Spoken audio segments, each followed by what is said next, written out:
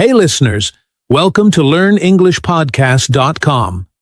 I'm Wason, your friendly guide on this language adventure. I've got a big question for Lydia today.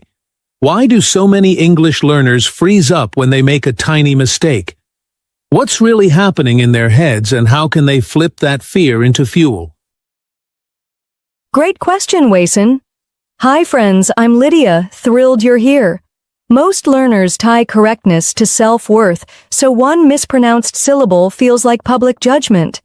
The secret is remembering that mistakes are data, not drama.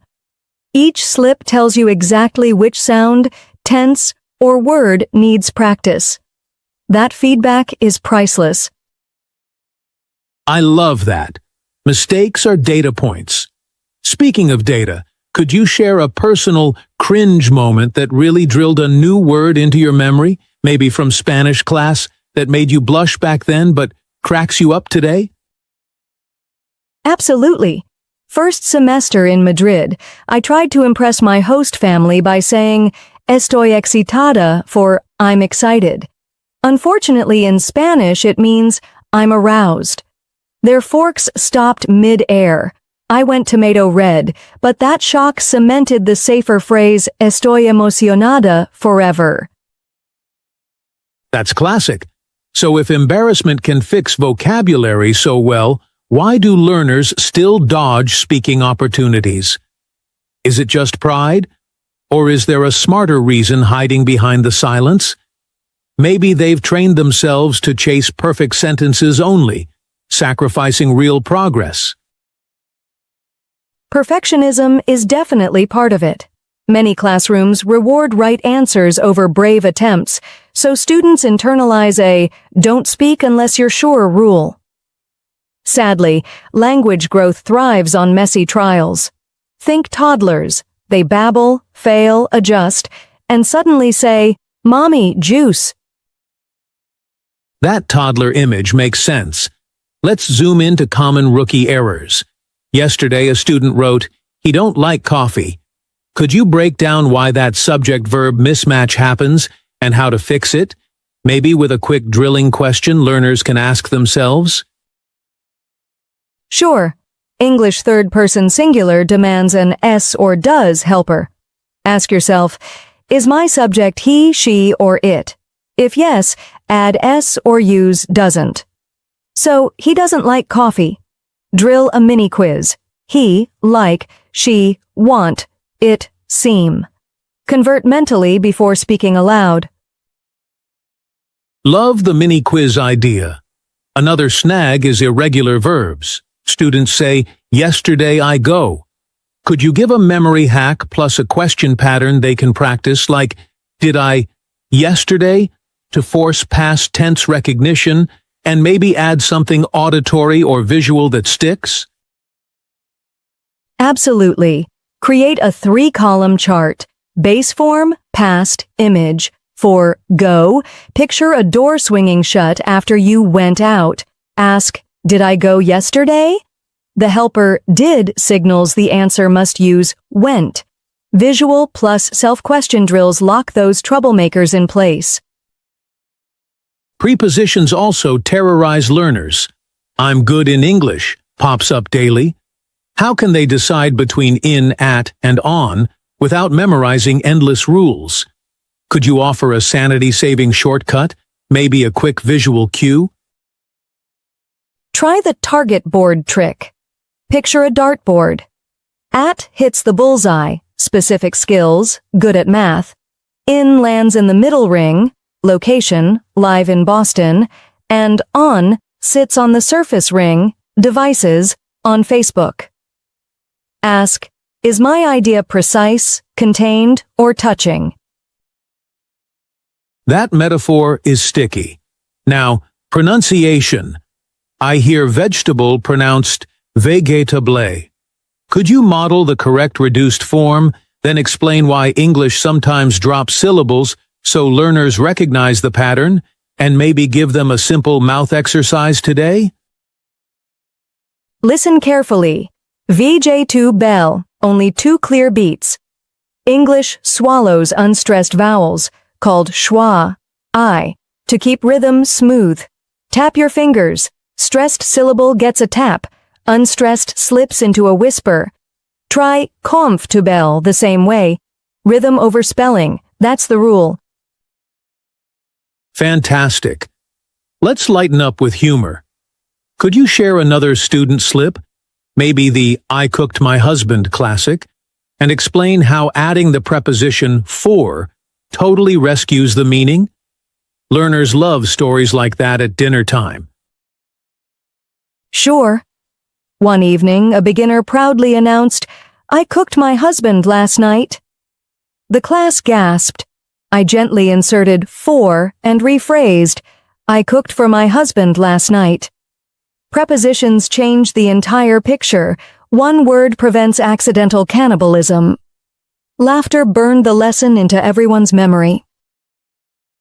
Speaking of laughter, how does humor actually help retention?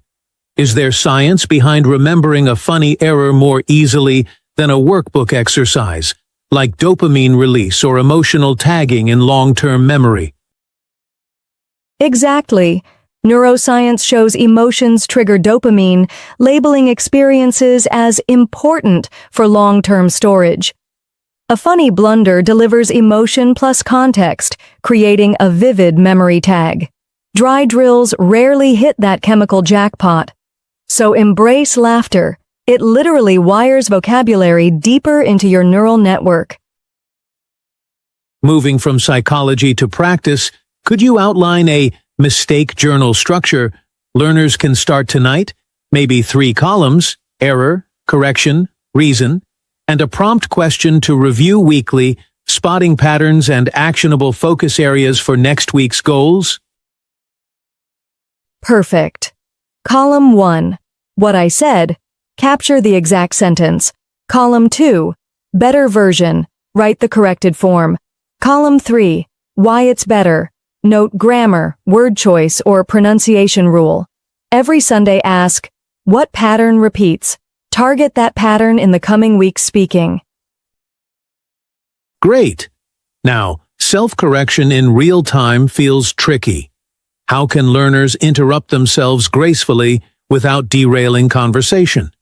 Could you model a quick fix using the verb example, he don't, sorry, he doesn't like tea, and explain why listeners appreciate the correction for clarity? Model it like this. He don't. Actually, he doesn't like tea.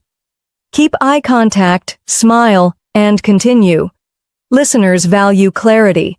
Fixing on the spot prevents confusion later. Plus, self-correction signals awareness, boosting credibility.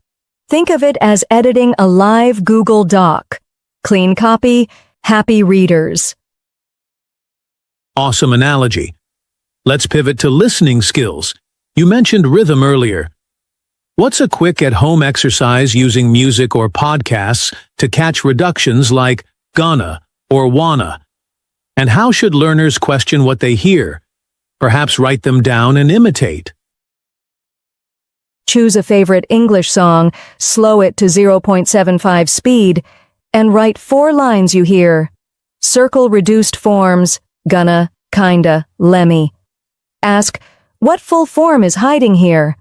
Then shadow read the lyric, matching the singer's timing. Question plus imitation converts passive noticing into active skill. Brilliant. Before we reach halftime, could you summarize why stepping outside the comfort zone is non-negotiable? Maybe with a question formula like, what's one risky sentence I can attempt today in real conversation? Comfort zones feel safe, but sterile. Growth requires friction. Each morning ask, what's one risky sentence I'll attempt today? Maybe a new tense or idiom. At night ask, did I try it? Tracking attempts beats tracking perfection. The question habit nudges you forward consistently. Quick pit stop. If you're enjoying this chat, remember you're watching a video from LearnEnglishPodcast.com, your hub for confident communication. Hit pause, grab water, and get ready, because Lydia's about to unpack turning blunders into building blocks. Thanks, Wason. Let's dive into the feedback loop. Step 1. Notice the mistake. Step 2. Identify the rule. Step 3. Recycle it within 24 hours.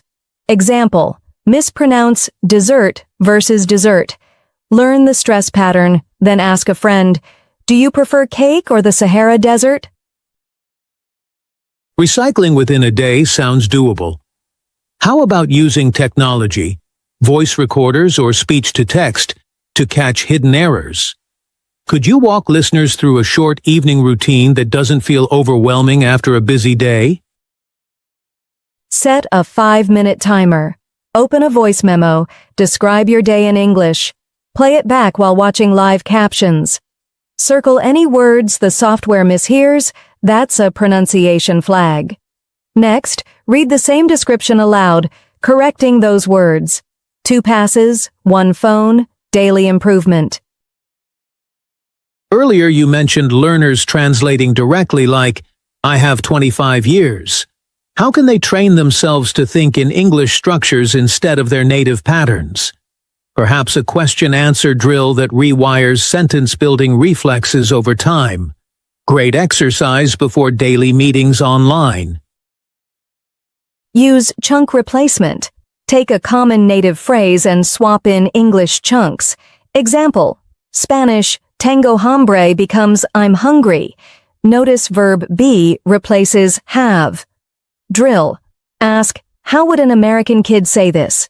Answer aloud immediately. Rapid substitution builds automaticity, eliminating word-for-word translation. Nice. Switching gears, let's address confidence. Some learners shut down after one public mistake. Any quick mental mantra they can ask themselves to bounce back instantly. Something rooted in growth mindset psychology like, this error equals progress points today? Repeat, mistakes are tuition. You're paying in discomfort for fluent dividends later.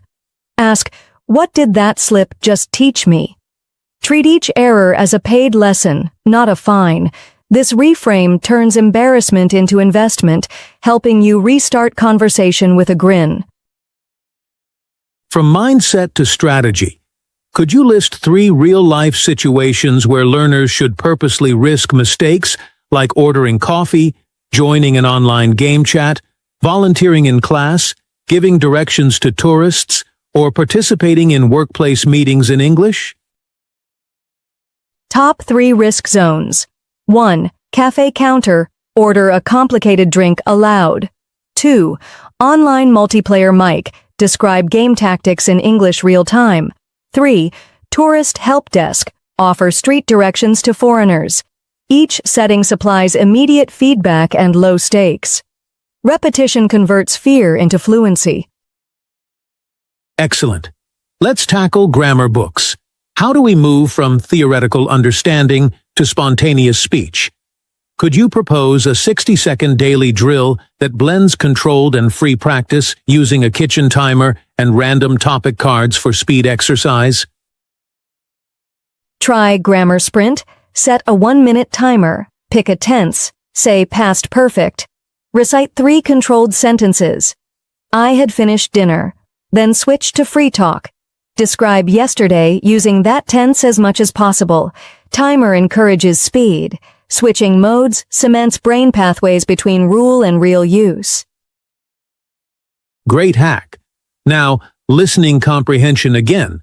How can learners pose clarification questions in conversation without feeling dumb? Could you give sample phrases like, sorry, did you say dessert or dessert? And explain why natives appreciate them instead of pretending they understood? Use polite intonation plus curiosity. Say, just to be sure, did you mean dessert like cake or desert like Sahara? Natives prefer minor interruption over miscommunication.